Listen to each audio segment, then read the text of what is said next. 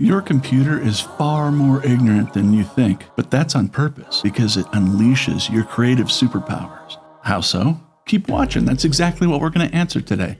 If you write a short story about going out to lunch with your friends and you're at the restaurant, you might describe plates of food, silverware, glasses, forks, chairs, the table, and all these things that you might describe. Your audience has a super high chance of knowing what you're talking about. You don't have to define all these simple things that go into your story. This is not the case with computers. If you were to try to replicate that story in computer language, in computer code, it would look very much different. And the reason why is because if I write the word table in a computer program, it's just a couple of letters and it has no meaning whatsoever to the computer.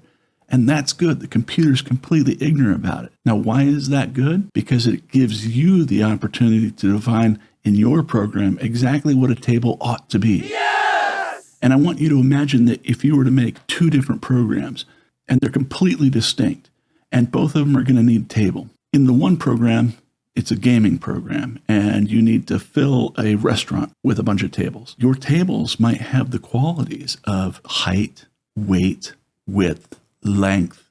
You might even need to know if they are made with wood, plastic, or metal, so that if they get destroyed, we want to know how they break apart.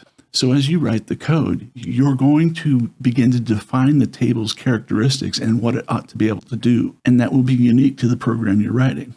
In the other program, let's say we're making an accounting program for a restaurant, and they need to keep track of tables, the cost of tables, depreciation, other things that accounting people do that I wouldn't know. But the table in there is completely different.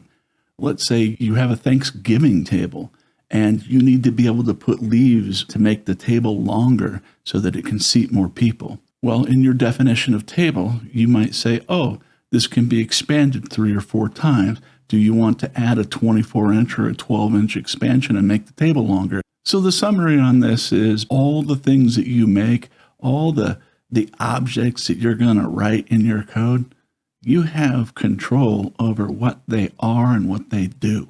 The creative control is in your hands. It's in your hands, dude. It's in your hands. Her life is in your hands. Don't say. Mr. Lebowski asked me to repeat that. Her life is in your hands. Her life is in your hands, dude. Until the next video, where we talk about who is our audience. If programmers are writers, and they are, who are their audiences? Next video. See you there.